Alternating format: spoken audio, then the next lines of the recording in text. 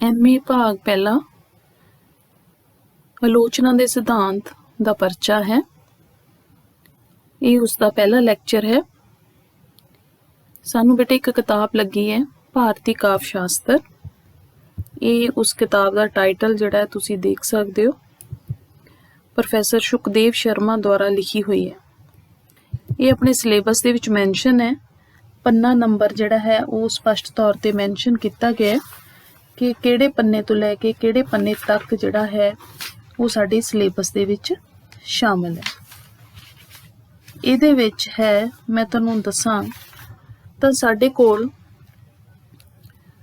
पन्ना number 146 तक विचों mention करे हैं कुछ पन्ने, पन्ना नंबर 33 तो 79 तक, 105 तो 114 तक ते फिर 127 तो 146 तक, जिहदे विच कुछ हिस्से आउंदे ने वो अपने सिलेबस दे विच ने।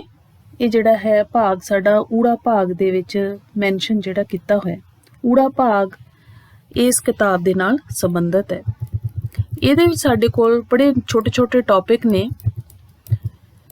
सब तो पहला हैगा साडे कोल भारतीय काव्य शास्त्र दे विषय की ने।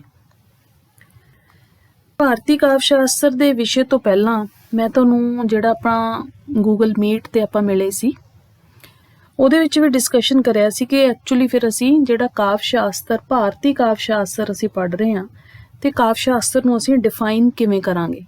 एक दो गल्लां ਉਹਦੇ बारे कि काव्य शास्त्र है की। असी कहा सीगा कि इस समैसटर च असी भारतीय काव्य शास्त्र पढ़ रहे हाँ ते अगले समैसटर दे विच साडे कोल पश्चिमी काव्य शास्त्र आएगा। तो जिहड़ा काव्य शास्त्र है भारतीय है या पश्चिमी है, ये है की। तो काव्य शास्त्र नूं डिफाइन आपां उदन भी करन दी कोशिश करी सी कि काव्य दा शास्त्र है, सिद्धांत ने। इसनूं तुसीं कविता दा फलसफा या कविता दा विज्ञान भी कह सकते हैं।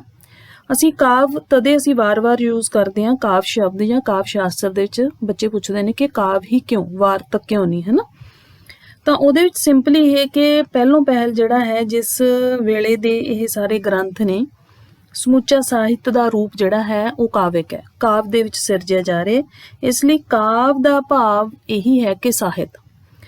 ਅਸੀਂ ਇਸ ਨੂੰ ਕਵਿਤਾ ਦਾ ਫਲਸਫਾ ਕਹਿ ਲਈਏ, ਕਵਿਤਾ ਦਾ ਜਿਹੜਾ ਵਿਗਿਆਨ ਕਹਿ ਲਈਏ, ਸਾਹਿਤ ਦਾ ਫਲਸਫਾ ਕਹਿ ਲਈਏ, ਸਾਹਿਤ ਦਾ ਵਿਗਿਆਨ ਕਹਿ ਲਈਏ, ਕਾਵਿ ਸ਼ਾਸਤਰ। ਇਹਦੇ ਵਿੱਚ ਸਮੇਂ-ਸਮੇਂ ਤੇ ਬਹੁਤ ਸਾਰੀਆਂ ਜਿਹੜੀਆਂ ਕਾਵਿ ਰਚਨਾਵਾਂ ਨੇ, ਕਾਵਿ ਕ੍ਰਿਤੀਆਂ ਨੇ, ਉਹਨਾਂ ਦਾ ਵਿਸ਼ਲੇਸ਼ਣ ਹੋਇਆ। ਉਹਨਾਂ ਵਿਸ਼ਲੇਸ਼ਣਾਂ ਦੇ ਆਧਾਰ ਤੇ ਸਮੇਂ-ਸਮੇਂ ਤੇ ਸਿਧਾਂਤ ਜਿਹੜੇ ਨੇ ਹੋਂਦ ਦੇ ਵਿੱਚ ਆਏ ਨੇ। ਇੱਕ ਕਿਸਮ ਨਾਲ ਅਸੀਂ ਇਹਨਾਂ ਸਿਧਾਂਤਾਂ ਨੂੰ ਹੀ ਜਿਹੜਾ ਹੈ ਪੜ੍ਹਨਾ ਹੈ ਕਿ ਭਾਰਤੀ ਪਰੰਪਰਾ ਜਾਂ ਭਾਰਤੀ ਕਾਵਿ ਸ਼ਾਸਤਰ ਦੇ ਵਿੱਚ ਕਾਵਿ ਦੇ ਜਿਹੜੇ ਨੇ ਸਥਾਪਿਤ ਸਿਧਾਂਤ ਕਿਹੜੇ ਨੇ, ਕਿਹੜਾ ਵਿਦਵਾਨ, ਕਿਹੜਾ ਆਚਾਰਿਆ ਹੈ, ਉਸਦਾ ਕਿਹੜਾ ਗ੍ਰੰਥ ਕੀ ਗੱਲ ਜਿਹੜੀ ਕਰਦਾ ਹੈ, ਇਹ ਸਾਰਾ ਕੁਝ ਭਾਰਤੀ ਕਾਵਿ ਸ਼ਾਸਤਰ ਡਿਸਕਸ ਕਰਦਾ ਹੈ। ਹੁਣ ਕੀ ਹੈ ਕਿ ਸਮੇਂ ਅਨੁਸਾਰ ਸਮਾਂ ਬਦਲਦਾ ਹੈ, ठीक है, कविता भी बदलती है, ਉਹਦੇ रूप भी बदलते हैं, नवे रूप होने ਦੇ ਵਿੱਚ ਆਉਂਦੇ ਨੇ। ਤਾਂ ਇਸ ਦੇ ਨਤੀਜੇ ਵਿੱਚੋਂ ਜਿਹੜੇ ਸਿਧਾਂਤ ਨੇ ਉਹ ਵੀ ਬਦਲਦੇ ਰਹਿੰਦੇ ਨੇ, ਸਮੇਂ-ਸਮੇਂ ਨਾਲ ਬਦਲਦੇ ਰਹਿੰਦੇ ਨੇ। ਅਸੀਂ ਭਾਰਤੀ ਕਾਵਿ ਸ਼ਾਸਤਰ ਦੇ ਵਿੱਚ ਭਰਤ ਮੁਨੀ ਤੋਂ ਗੱਲ ਕਰਦੇ ਹਾਂ, ਭਰਤ ਮੁਨੀ ਦੀ ਗੱਲ ਕਰਦੇ ਹਾਂ, ਤੇ ਉਧਰ ਪੱਛਮੀ ਕਾਵਿ ਸ਼ਾਸਤਰ ਦੇ ਵਿੱਚ ਅਸੀਂ ਜਿਹੜਾ ਸੁਕਰਾਤ ਤੋਂ, ਅਫਲਾਤੂਨ ਤੋਂ ਜਿਹੜਾ ਹੈ ਗੱਲ ਸ਼ੁਰੂ ਕਰਦੇ ਹਾਂ। ਤਾਂ ਤਕਰੀਬਨ ਇਹ ਕਹਿ ਲਓ ਕਿ ਇਹਨਾਂ ਸਾਰੇ ਭਾਵੇਂ ਭਾਰਤੀ ਨੇ ਜਾਂ ਪੱਛਮੀ ਕਾਵਿ ਸ਼ਾਸਤਰੀ ਨੇ, ਇਹਨਾਂ ਦੇ ਲਿਖੇ ਹੋਏ ਗ੍ਰੰਥ ਜਿਹੜੇ ਨੇ ਉਹ ਸਾਡੇ ਲਈ ਕਿਸਮ ਦੇ ਸਿਧਾਂਤਕ ਗ੍ਰੰਥ ਨੇ, ਜਿਨ੍ਹਾਂ ਨੂੰ ਲੱਛਣ ਗ੍ਰੰਥ ਵੀ ਕਿਹਾ ਜਾਂਦਾ ਹੈ ਕਿ ਕਾਵਿ ਦੇ ਲੱਛਣ ਜਿਹੜੇ ਦੱਸਦੇ ਗ੍ਰੰਥ ਨੇ ਉਹ ਕਿਹੜੇ ਨੇ। ਉਹਨਾਂ ਬਾਰੇ ਚਰਚਾ ਇੱਥੇ ਜਿਹੜੀ ਹੈ ਇਹਦੇ ਵਿੱਚ ਮਿਲਦੀ ਹੈ। ਹੁਣ ਜਿਹੜਾ ਭਾਰਤੀ ਕਾਵਿ ਸ਼ਾਸਤਰ ਹੈ ਉਹਦੇ ਅਨੁਸਾਰ ਜਿਵੇਂ ਅਸੀਂ ਭਰਤ ਮੁਨੀ ਦੀ ਗੱਲ ਕਰਦੇ ਹਾਂ ਕਿ ਭਰਤ ਮੁਨੀ ਜਿਹੜਾ ਹੈ ਉਹ ਮੈਕਸੀਮਮ ਨਾਟਯ ਦੀ ਗੱਲ ਕਰਦਾ ਹੈ, ਠੀਕ ਹੈ। ਉਧਰ ਅਰਸਤੂ ਜਿਹੜਾ ਹੈ ਉਹ ਆਪਣੀ ਜਿਹੜੀ ਉਹਦੀ ਰਚਨਾ ਹੈ, ਗ੍ਰੰਥ ਹੈ ਪੋਇਟਿਕਸ ਦੇ ਵਿੱਚ, ਜਿਵੇਂ ਭਰਤ ਮੁਨੀ ਦਾ ਸਾਡੇ ਕੋਲ ਨਾਟਯ ਸ਼ਾਸਤਰ ਹੈ, ਅਰਸਤੂ ਕਾਮੇਡੀ ਦੀ ਗੱਲ ਕਰਦਾ ਹੈ, ਐਪਿਕ ਦੀ ਗੱਲ ਕਰਦਾ ਹੈ, ਟ੍ਰੈਜਡੀ ਬਾਰੇ ਲਿਖਦਾ ਹੈ। ਇਸੇ ਤਰੀਕੇ ਨਾਲ ਜਿਹੜਾ ਭਰਤ ਮੁਨੀ ਹੈ ਉਹ ਨਾਟਯ ਬਾਰੇ ਲਿਖਦਾ ਹੈ। पर कुल मिला के जो असीं काव्य के लक्षणों की गल करते हैं तो ये अजिहे इन्हां दे सिद्धांत ने, अजिहे ग्रंथ ने जिहड़े समूचे काव्य समूचे साहित्य के उत्ते ही लागू हुंदे ने। ਤਾਂ ਇਸ ਲਈ ਜਦੋਂ ਅਸੀਂ ਭਰਤ ਮੁਨੀ ਦੇ ਸਿਧਾਂਤਾਂ ਦੀ ਜਾਂ ਉਹਦੀਆਂ ਸਥਾਪਨਾਵਾਂ ਦੀ ਗੱਲ ਕਰਦੇ ਹਾਂ, ਉਹ ਐਕਚੁਅਲੀ ਸਮੁੱਚੇ ਕਾਵਿ ਦੀਆਂ ਸਥਾਪਨਾਵਾਂ ਦੀ ਹੀ ਗੱਲ ਜਿਹੜੀ ਹੈ ਜਾਂ ਸਿਧਾਂਤਾਂ ਦੀ ਗੱਲ ਹੁੰਦੀ ਹੈ।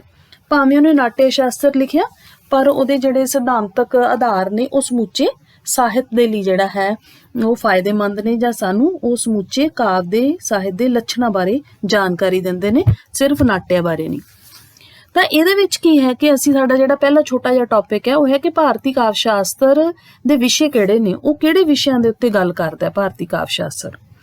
ਤਾਂ ਉਹਦੇ ਵਿੱਚ ਅਸੀਂ ਵਿਸ਼ਿਆਂ ਬਾਰੇ ਤਾਂ ਗੱਲ ਕਰਾਂਗੇ, ਉਦੋਂ ਪਹਿਲਾਂ ਥੋੜੀ ਜਿਹੀ ਸੰਖੇਪ ਸਾਰ ਹੈ, ਪੜ੍ਹਦੀ ਹਾਂ ਮੈਂ ਥੋੜਾ ਜਿਹਾ ਇਸ ਨੂੰ। ਇਹ ਕਹਿੰਦੇ ਆ ਕਿ ਜਿਹੜਾ ਭਾਰਤੀ ਕਾਵਿ ਸ਼ਾਸਤਰ ਹੈ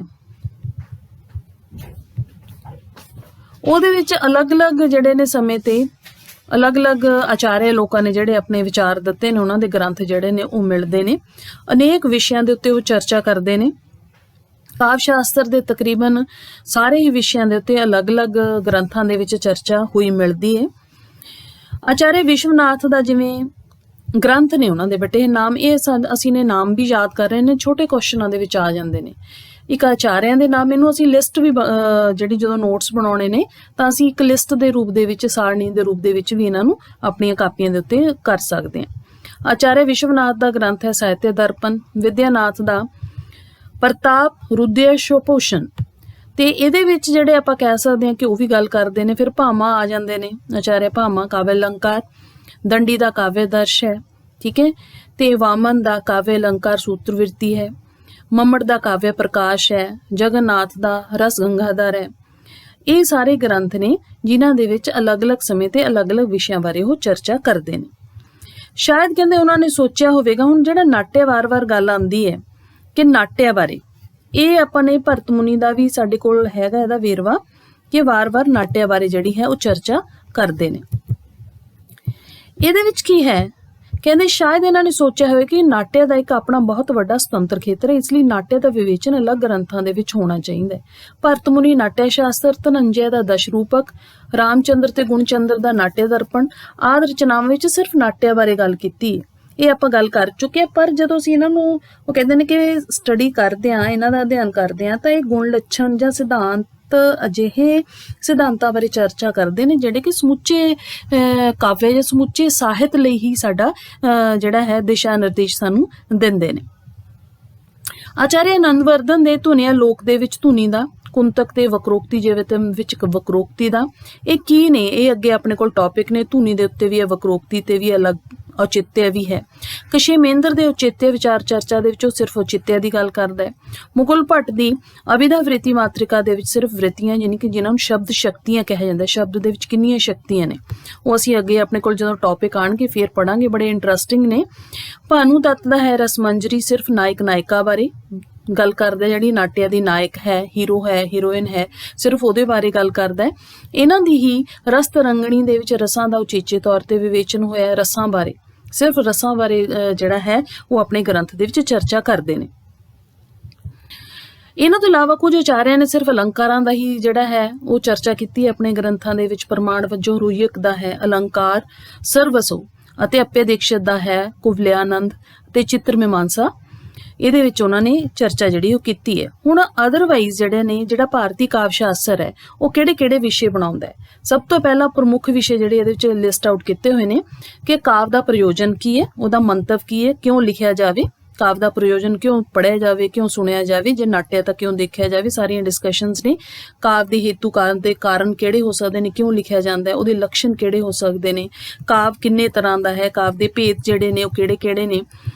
ਤਾਂ ਇਹ ਸਾਰੀ ਲਿਸਟ ਹੈ। ਸ਼ਬਦ ਅਰਥ, ਉਹਨਾਂ ਦੀ ਵ੍ਰਿਤੀਆਂ, ਨਾਟਯ ਸੰਬੰਧੀ ਤੱਤ, ਰਸ, ਅਲੰਕਾਰ, ਰੀਤੀ, ਧੁਨੀ, ਵਕਰੋਕਤੀ, ਔਚਿਤਯ, ਕਾਵਿ ਦੀ ਆਤਮਾ ਕੀ ਹੋਣੀ ਚਾਹੀਦੀ ਹੈ, ਕਾਵਿ ਦੋਸ਼ ਤੇ ਕਾਵਿ ਗੁਣ, ਇਹ 15 ਜਿਹੜੇ ਨੇ ਉਹ ਲਿਸਟ ਕੀਤੇ ਨੇ। ਹੁਣ ਇਹ ਇੱਕ ਟੌਪਿਕ ਹੈ ਛੋਟਾ ਜਿਹਾ, ਸਿਰਫ ਅਸੀਂ ਨੇ ਇਹਦੇ ਵਿੱਚ ਲਿਸਟ ਆਊਟ ਹੀ ਕਰਨਾ ਤੇ ਇੱਕ ਇੰਟਰੋਡਕਸ਼ਨ ਜਿਹੜੀ ਹੈ ਉਹ ਲਾਉਣੀ। ਅਗਲੀ ਵੀਡੀਓ ਦੇ ਵਿੱਚ ਥੋੜਾ ਜਿਹਾ ਹੋਰ ਅਸੀਂ ਡਿਸਕਸ ਕਰਾਂਗੇ ਪ੍ਰੋਪਰ ਕਿਸੇ ਟੌਪਿਕ ਬਾਰੇ। ਇਹ ਸਿਰਫ ਇੱਕ ਇੰਟਰੋਡਕਸ਼ਨ ਹੈ ਬੇਟੇ। ਤਾਂ ਇੰਨੀ ਕੁ ਇਸ ਵੀਡੀਓ ਦੇ ਵਿੱਚ ਆਪਾਂ ਇਹੀ ਗੱਲ ਕਰੀਏ ਕਿ ਐਕਚੁਅਲੀ ਜਿਹੜਾ ਕਾਵਿ ਸ਼ਾਸਤਰ ਹੈ ਉਹਦੇ ਵਿਸ਼ੇ ਕਿਹੜੇ-ਕਿਹੜੇ ਨੇ, ਉਹ ਕਾਹਦੇ ਬਾਰੇ ਜਿਹੜੀ ਹੈ ਉਹ ਗੱਲ ਕਰਦਾ ਹੈ। Thanks a lot.